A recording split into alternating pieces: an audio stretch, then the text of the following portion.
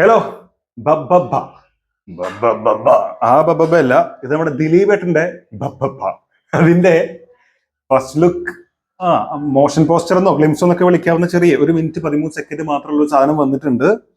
ശരിക്കും ഭയങ്കരമായിട്ട് വെയിറ്റ് ചെയ്യുന്ന സിനിമയായിരുന്നു. എങ്ങനെയുണ്ട് നോക്കാം, എന്നിട്ട് ബാക്കി പറയാല്ലേ, അതായിരിക്കും നല്ലത്. റെഡ് ഗോകുലം ഗോപാലൻ,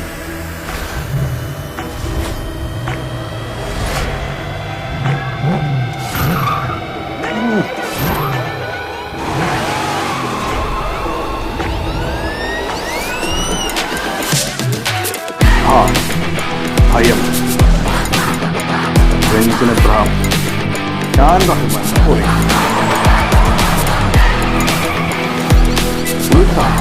അടുത്ത ഭക്തി, ഭയം, ഭക്തി, ബഹുമാനം, ഒക്കെ അതെ അറിയില്ലേ.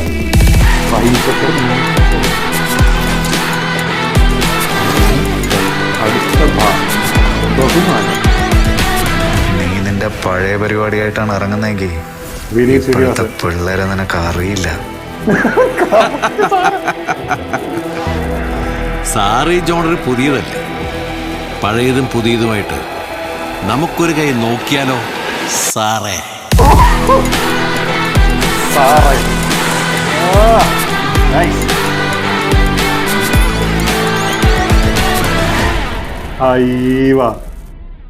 അത് കലക്കി, അത് കലക്കി. ആ പറഞ്ഞതിൽ പല സംഭവങ്ങളും ഉണ്ട്. അതായത് സാറേ എന്ന് പറയുമ്പോൾ തന്നെ നമുക്ക് ഓർമ്മ വരുന്ന മറ്റു സംഭവമാണ്. അയ്യോ വിട് സാറേ, പോ സാറേ, എന്താ സാറേ എന്താ സംഭവം ഉണ്ടോ സാറേ വിളിക്കുക. ലാസ്റ്റ് പൊളി പൊളി. ആ സാറേ വിളിയിൽ തന്നെ എല്ലാം അടങ്ങിയിട്ടുണ്ട്. മാത്രമല്ല പഴയത് കറക്റ്റ് നമ്മള് വാളയാർ പരമശിവം വിളിക്കുന്ന സാറേ പോലെ തന്നെ ഫീൽ ചെയ്യുന്നുണ്ട്. ആൻഡ് ലുക്ക് വൈസ് കുറച്ച് ഡിഫറൻസ് ഫീൽ ചെയ്യുന്നുണ്ട്. ഇതിന്റെ എന്താ പറയാ, ഒരു അവരുടെ അപ്രോച്ചും കുറച്ച് വ്യത്യസ്തമായിട്ട് ഫീൽ ചെയ്യുന്നുണ്ട്. ആ ഒരു രീതിയിലുള്ള മാറ്റമാണ് ദിലീപേട്ടൻ നമ്മൾ പ്രതീക്ഷിക്കുന്നത്.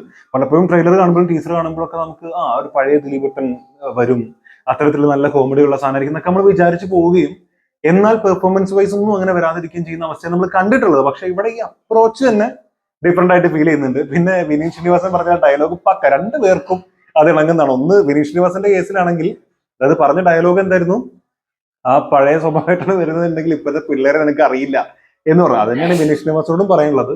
അതായത് രണ്ടുപേരും, ഒന്നിപ്പോ അറിയാലോ ലാസ്റ്റ് ഇറങ്ങിയിട്ടുള്ള വർഷങ്ങൾക്ക് ശേഷം എന്ന് പറഞ്ഞ സിനിമ പേഴ്സണലി എനിക്ക് ഇഷ്ടപ്പെട്ടെങ്കിലും അതിന് OTT വന്ന സമയത്ത് കിട്ടിയ ഒരു സ്വീകാര്യത വളരെ മോശമായിരുന്നു. ട്രോളുകളൊക്കെ നിറഞ്ഞ്, അതായത് വിനീതേട്ടൻ ഇപ്പോ എയറിലാണ്. കാരണം ക്രിഞ്ച് പടം എന്ന് പറഞ്ഞിട്ട് എല്ലാം ഒരുപോലെ എന്നൊക്കെ പറഞ്ഞിട്ട് പുള്ളിക്കാരൻ അടിച്ചേറ് കയറ്റിയിട്ടുണ്ട്. ദിലീപേട്ടന്റെ ആണെങ്കിലും ഒട്ടും അപ്ഡേറ്റഡ് അല്ല എന്ന് പറഞ്ഞിട്ട് ഔട്ട്ഡേറ്റഡ് ആക്ടർ എന്നുള്ള രീതിയിൽ പുള്ളിക്കാരൻ മാറിക്കൊണ്ടിരിക്കുന്ന സാഹചര്യത്തിൽ ഈ ഡയലോഗ് വളരെ കറക്റ്റ് ആയിട്ടാണ് എനിക്ക് ഫീൽ ചെയ്തത്. കാരണം നീ നിന്റെ പഴയ സംഭവമായിട്ടാണ് വരുന്നതെന്നുണ്ടെങ്കിൽ ഇപ്പോഴത്തെ പിള്ളേർ മാറിയത് നിനക്ക് അറിയില്ല എന്ന് പറഞ്ഞത് കറക്റ്റ് ആണ്.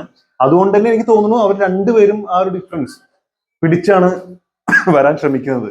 അപ്പോൾ എന്തായാലും അത് ഭയങ്കര നല്ലൊരു തീരുമാനമായിട്ടും ആ ഒരു അപ്രോച്ചിനെ നല്ല രീതിയിൽ അപ്രീഷിയേറ്റ് ചെയ്യുന്നു. വളരെ നല്ലത്. പിന്നെ ഭയം, ഭക്തി, ബഹുമാനം, ആ പേരിൽ തന്നെ രസമുണ്ട്. സാധാരണ വരുന്ന സിനിമയിൽ നിന്ന് എന്തോ ഒരു ഡിഫറൻസ് ഉണ്ട് എന്ന് തോന്നുന്നുണ്ട്. മാത്രമല്ല ഈ ആ സാറ എന്ന് പറഞ്ഞ സാധനം എനിക്ക് ഭയങ്കര രസമായിട്ടോ, എനിക്ക് ഭയങ്കര ഇഷ്ടമായി. സോ നിങ്ങളുടെ അഭിപ്രായം എന്താ, നിങ്ങൾ മറക്കാതെ കമന്റിൽ രേഖപ്പെടുത്തുക. എനിക്കെന്തോ ഇതൊരു നല്ല സിനിമയായിരിക്കും തോന്നലുണ്ട്.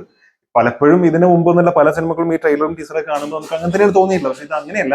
ഈ പറഞ്ഞ പോലെ ഒരു പുതിയൊരു സാധനം ഇവര് ശ്രമിക്കുന്നുണ്ട് എന്നുള്ള, അല്ലെങ്കിൽ ഇപ്പോഴത്തെ ഈ ഒരു കാലഘട്ടത്തിൽ 2024 അപ്പോൾ ഈ കാലഘട്ടത്തിലെ സിനിമ എങ്ങനെയാണോ അതിനനുസരിച്ചുള്ള ഒരു സാധനം തരും എന്നുള്ളൊരു വിശ്വാസം ഈ ഒരു ഗ്ലിംസിന് തരാൻ സാധിച്ചിട്ടുണ്ട് എന്നാണ് ഞാൻ വിശ്വസിക്കുന്നത്. അതിൽ നിങ്ങളുടെ അഭിപ്രായം എന്താണെന്നുള്ളത് മറക്കാതെ കമന്റിൽ രേഖപ്പെടുത്തുക.